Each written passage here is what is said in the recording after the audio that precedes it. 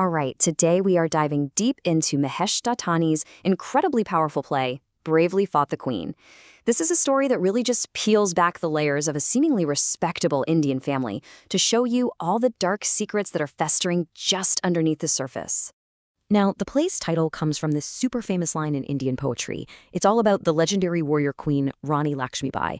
You hear that line and you think of heroism, you think of courage, a woman fighting for her freedom. It sets this incredibly epic tone. And here is where the genius of this play really kicks in. It takes that heroic idea and completely flips it on its head. The entire story is built around this one deeply ironic question. What happens to that warrior spirit when it's trapped inside the four walls of a home? So you see that title? It's not a celebration. It's actually a tragic contrast. Instead of a battlefield, the women of the Trivedi family are locked in this kind of domestic prison. Their fights are silent, their rebellions are tiny, and their lives are anything but heroic in the way we usually think about it. So, how are we going to break this all down? It's simple. We're going to walk through the play act by act. First, we'll explore the women's world, then we'll jump over to the men's game. After that, we'll see what happens when those two worlds collide and the secrets get unmasked, and we'll wrap it all up by looking at this powerful idea of the bonsai existence. Okay, Act 1. We are thrown right into the deep end of the Trivedi household, which is totally the women's domain. And let me tell you, the air here is thick with tension, with things left unsaid. You can just feel this suffocating, claustrophobic vibe right from the very first scene. To get what's going on, you've got to meet the players. You have the brothers. Jiten, he's the aggressive, domineering one, and Nitin, his much more passive younger brother. And get this, they're married to two sisters. Dolly is with Jiten, and she's living this life of quiet suffering. Alka is married to Nitin, and her escape is alcohol. And watching over all of them, from her bedroom, is Ba. She's the matriarch, bedridden but ruling the house with an iron fist and a little silver bell. One of the first things you notice is Dolly putting on a mud mask, but this is so much more than a beauty routine. It's a symbol, really. It's the physical mask that all the women are wearing to hide how they really feel, their unhappiness, the truth about their loveless lives, not just from everyone else, but maybe even from themselves. But the real knockout symbol, the one that just defines the entire play, is the bonsai tree. Dolly is always tending to these little trees, carefully trimming and wiring them so they look pretty, but they can never actually grow to their full size. And that's it, right? It's a brilliant metaphor for the women themselves. Their dreams, their ambitions, their very spirits have been systematically stunted to keep them small, decorative, and contained. So what does daily life here even look like? Well, it's constantly interrupted by the sharp ring of Ba's bell, which she uses to summon and torment her daughters-in-law. To cope with it all, Alka drinks in secret. The women also share these fantasies about their young cook, Kanhaya, channeling all their repressed desires onto him. And right into this pressure cooker walks a guest, Lalitha. She's an outsider, and her presence threatens to crack this whole fragile setup wide open. And then, bam, Act 2 hits and the scene shifts completely. We are out of that suffocating house, and we're now in the aggressive, masculine world of the brothers' office. And the atmosphere could not be more different. So on the surface, the brothers are trying to sell a new brand of lingerie, but it becomes pretty clear pretty fast that their whole business is just a failing cover for some shady, corrupt dealings. And out here, away from home, we see Jiten's true colors. He's a total misogynist, bragging about his violence. And Nitin, he just stands by, passive, submissive, and hiding a whole lot of secrets of his own. So you've got these two totally separate worlds, right? On one hand, you have the home. It's the female space, it's confined, it's repressed, and it runs on fantasy. On the other hand, you've got the office. That's the male space, aggressive, corrupt, and all about this toxic, brutal masculinity. And for now, these two worlds are kept completely separate.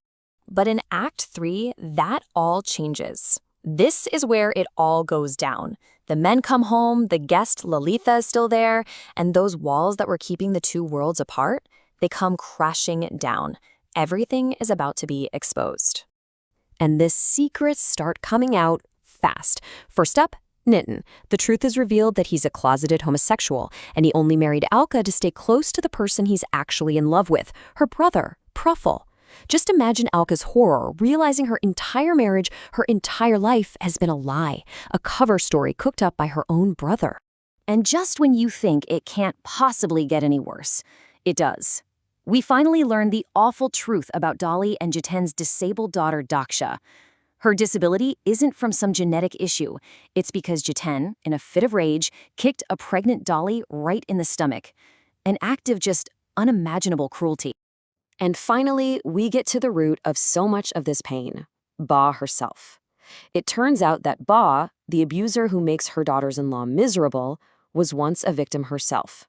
She was brutalized by her own husband. Now, this doesn't excuse what she does, not at all, but it shows this horrifying, vicious cycle of abuse just being passed down from one generation to the next.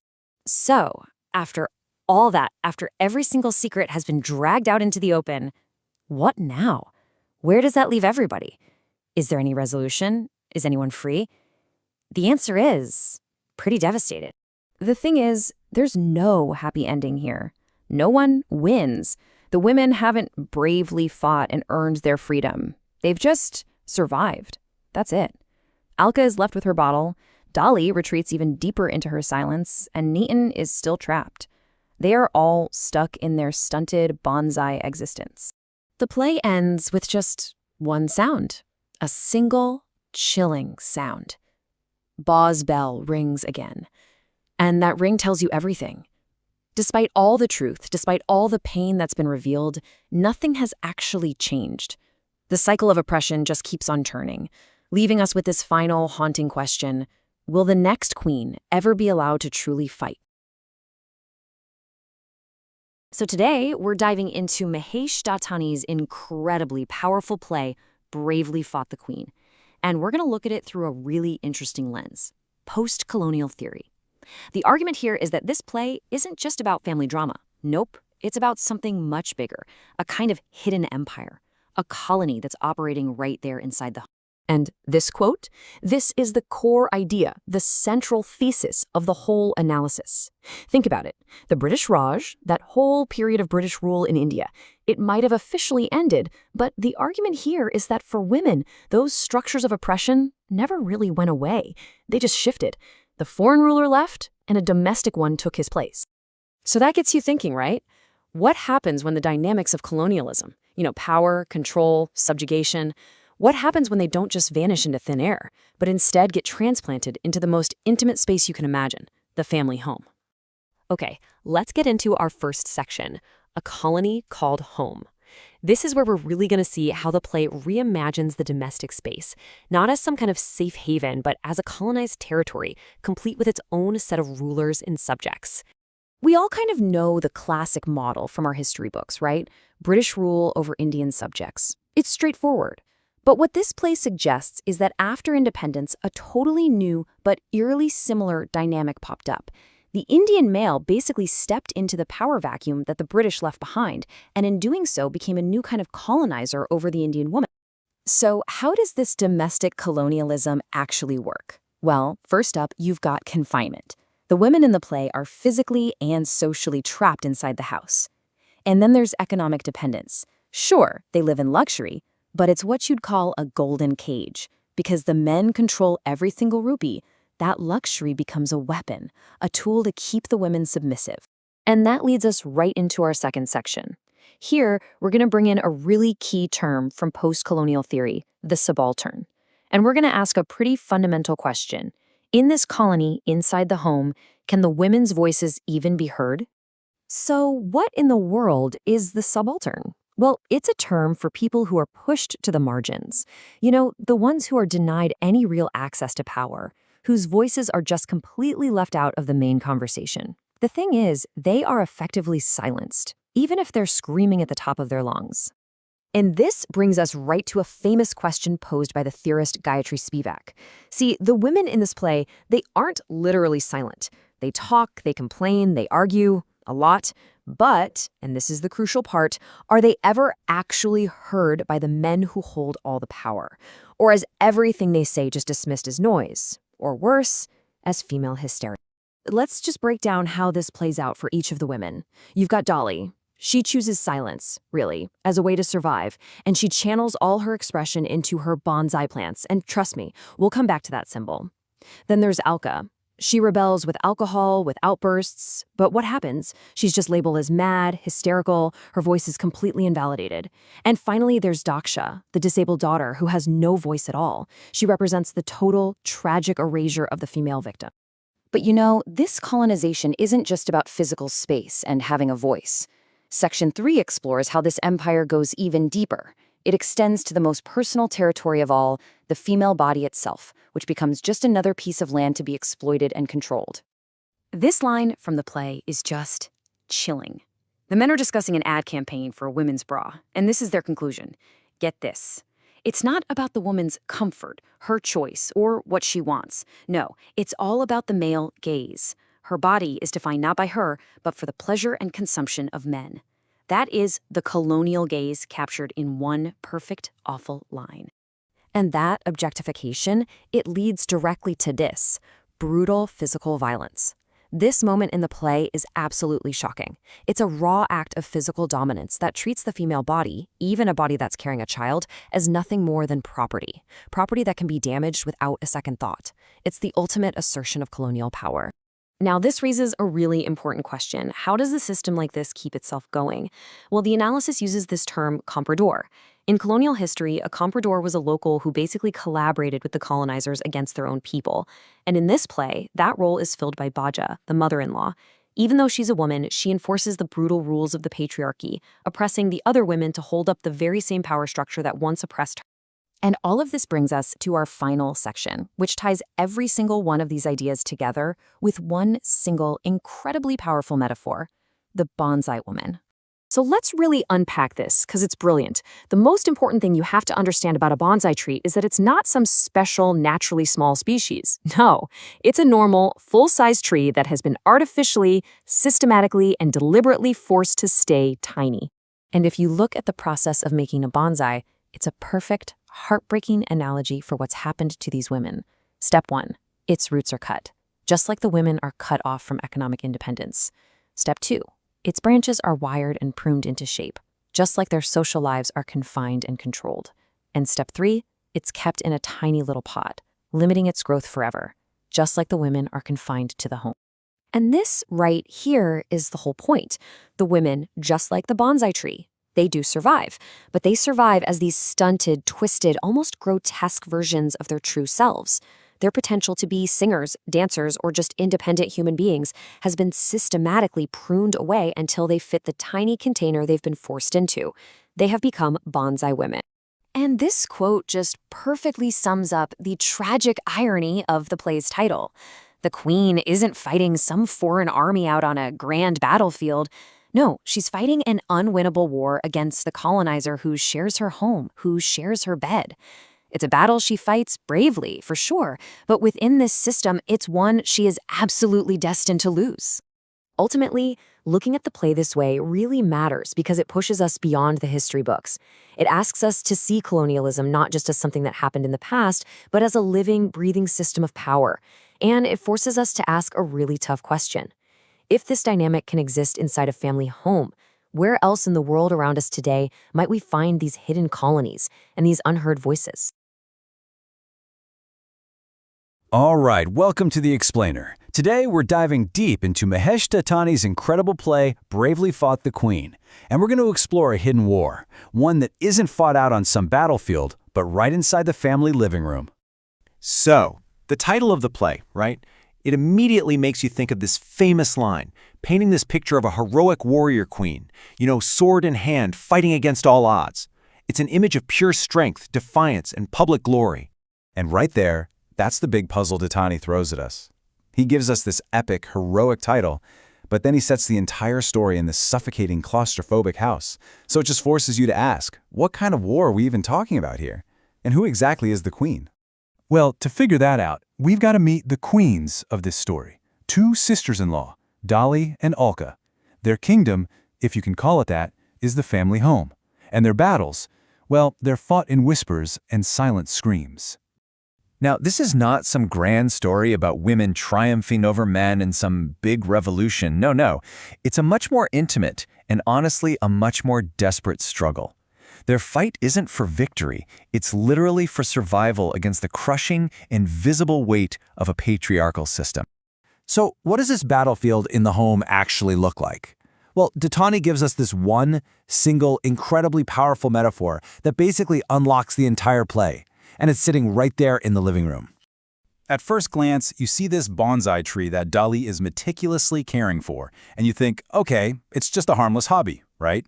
Just a pretty decorative plant to make the home look nice. But the art of bonsai, it is far from simple. Think about what it actually takes to create a bonsai. It's an act of intense, non-stop control. You take something that's meant to grow big and free, and you deliberately put it in a tiny pot, you cut back its branches, you twist it with wires, and you limit its food, all just to keep it small and decorative. And boom, right there, that's the knockout punch of the play. The argument is that women, just like that bonsai tree, aren't naturally weak or submissive. They are systematically conditioned, restricted, and shaped by society until they fit this small, decorative, and, unthreatening role inside the home. So, if the home is the battlefield and the women are being conditioned to be small, then who's the enemy they're fighting? Well, the answer is a lot more complicated than just pointing to one person. What the play shows us is that this enemy, this patriarchal control, it isn't just one thing. It wears a bunch of different masks, even inside the same family, and each one is destructive in its own unique way. And this is where it gets really, really interesting. This breakdown shows that the threat isn't just coming from the men, it comes from women too. Each character uses their own devastating weapon to keep the system in place. First up, you've got Jiten. He's just pure, raw, toxic masculinity. His weapon of choice is straight-up physical violence. He sees his wife as property, and his rage has absolutely devastating, lifelong consequences. Then you have a totally different kind of cruelty with Nitin, Alka's husband. His oppression is quieter, more insidious, but just as brutal. Alka is completely trapped in a fake marriage. She's being used as a beard to hide her husband's secret and protect the family's reputation. She's just a pawn in a deal made between men. And this is absolutely crucial. You also have the mother-in-law, Ba. Now, she was a victim of abuse herself, but instead of breaking the cycle, she continues it. She uses tradition and control to torment Dolly and Alka, which just goes to show that sometimes women become agents of the very system that crushes them. So, trapped in this psychological war zone with enemies pretty much on all sides, how on earth do these queens even begin to fight back?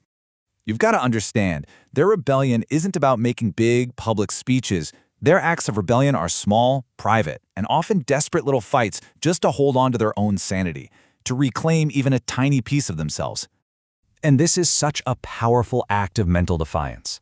Fantasizing about the cook, Kanhaya, lets them experience desire on their own terms, for just a moment. It's a way to escape marriages that are either violent or completely loveless. The play also just brilliantly exposes the insane hypocrisy around Alka's drinking. I mean, get this, when the men drink, it's totally fine, it's just a social thing. But when Alka uses alcohol to cope with the trauma of her life, she's immediately branded as hysterical, immoral, a fallen woman. Her coping mechanism is twisted into a character flaw. Okay, so all of this, all these hidden battles and secret rebellions, they all build to a pretty devastating and powerful conclusion.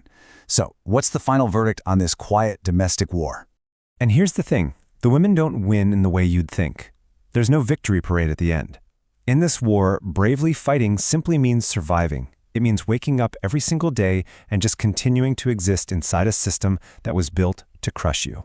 At the end of the day, the genius of this play isn't that it gives us a solution or a happy ending. Its real power comes from its brutal honesty. Dattani just rips off that mask of the happy family and forces us, the audience, to look at the ugly, painful reality that's so often hiding just underneath. And that really leaves us with one last pretty chilling thought, doesn't it? The play is set in India, sure, but these themes, they're everywhere. It makes you wonder, how many people in families all over the world are putting on a mask every single day, bravely fighting a war that nobody else can even see? Today, we're stepping inside the world of Mahesh Dattani's play, Bravely Fought the Queen. Now, I want you to forget the idea of a home as a sanctuary. Instead, think of it as a psychological crime scene, a place where the deepest wounds are hidden in plain sight. To really get into this, we need a key.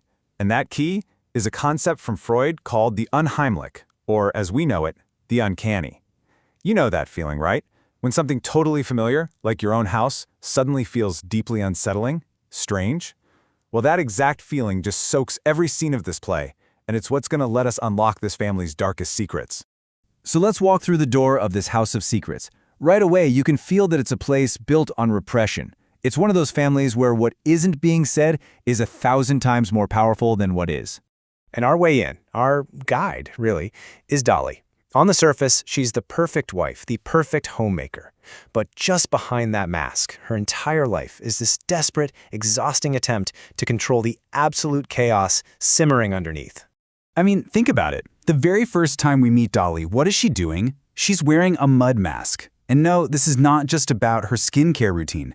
From a psychoanalytic perspective, this is our first huge clue. That mask is such a powerful symbol of the perfect face she's trying to keep plastered on for the world. And in psychoanalysis, this has a name: the persona. It's that social mask we all wear to some extent. For Dolly, the persona of the flawless housewife is there to hide her shadow self, the part of her that's aging, feeling unloved, and is a victim of abuse. She is, quite literally, plastering over the cracks. Now, this deep need for control doesn't stop with her face. It spills over into her other defining obsession, her bonsai trees. I mean, she doesn't just water them. She meticulously prunes them, wires them, and shapes their growth with an almost frightening level of focus. So what's that all about?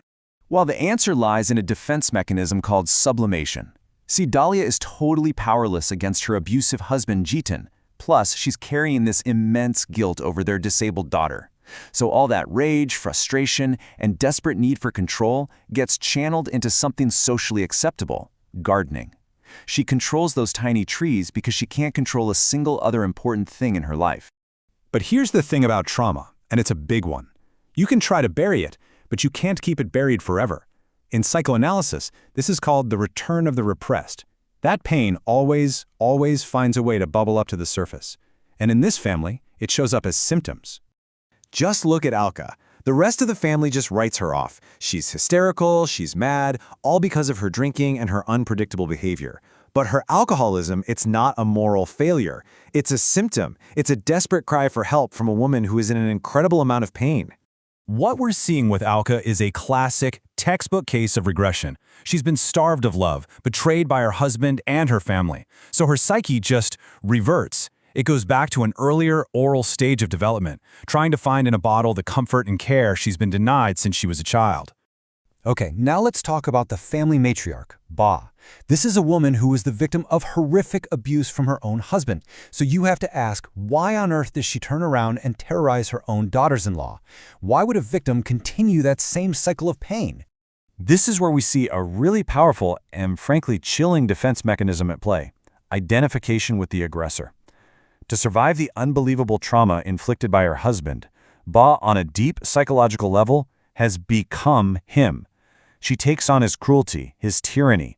It's a tragic, twisted, but very real survival strategy. She became the monster to survive the monster. And, to really understand the suffering of these women, we have to look at the men, because their hidden pain, their own traumas, that's the poisoned well that this entire family has been drinking from for generations. So let's look at Nitin, Alka's husband. He's cold, he's distant, completely neglectful. And the source of his trauma? He's a gay man who's been forced by his family into a heterosexual marriage just to protect their reputation. He's not living his own life. He is living a complete and utter lie, a false self. So all his cruelty towards Alka, it's a textbook example of projection. He hates himself for the lie he's living, for the life he can't have. But he can't face that. So instead, he projects all of that self-loathing onto Alka. He resents her because her very existence is a constant, painful reminder of his own repressed identity. And this is exactly how the trauma gets passed down, generation after generation. I mean, look at this devastating cycle. Step 1, Boz is abused. Step 2, she becomes the abuser to cope. Step 3, her son Jiten watches this happen his entire childhood. So what does he do when he grows up? Step 4, he repeats the exact same pattern, beating his own wife, Dolly. It's a heartbreaking case of repetition compulsion, that unconscious need to reenact the traumas of the past. So let's just pull back for a second and put all of these different pieces together. When we do, we see the final picture, a family that has been completely shaped and frankly crippled by its own history. Think about it. In a home so completely starved of any real affection, where does all that repressed desire and energy go? Well, it gets displaced. And in this case, it gets displaced onto the cook, Kanaya. He becomes this shared fantasy object for all of their pent-up desires, the one single source of potential pleasure in a house ruled entirely by pain. And here, we can basically map it all out. It's like a blueprint of their pain. Each character's core trauma is met with a very specific and unhealthy defense mechanism. You have Dolly's sublimation, Alka's regression, Batsea's identification with their aggressor. It's a complete diagram of their individual psychological prisons. And this, of course, brings us right back to the most powerful metaphor in the entire play, the bonsai tree. It was never just about Dolly. By the end, we realize it's a mirror for the whole family. Every single one of them is living, yes, but they've all been stunted, twisted, and shaped by the overwhelming external force of trauma. The play doesn't end with a neat little solution. It ends with a painful, raw revelation. There's a rainstorm at the end that literally washes away the masks, the makeup, the lies. But the trauma is still there. There is no easy cure. All the characters are left totally exposed, forced, finally, to look at their stunted, twisted, bonsai lives. And so the play leaves us, and I'm going to leave you, with this final, haunting question. After seeing all this damage laid out so clearly, you have to ask, not just about this fictional family, but about all of us. What does it actually take to break a cycle of trauma?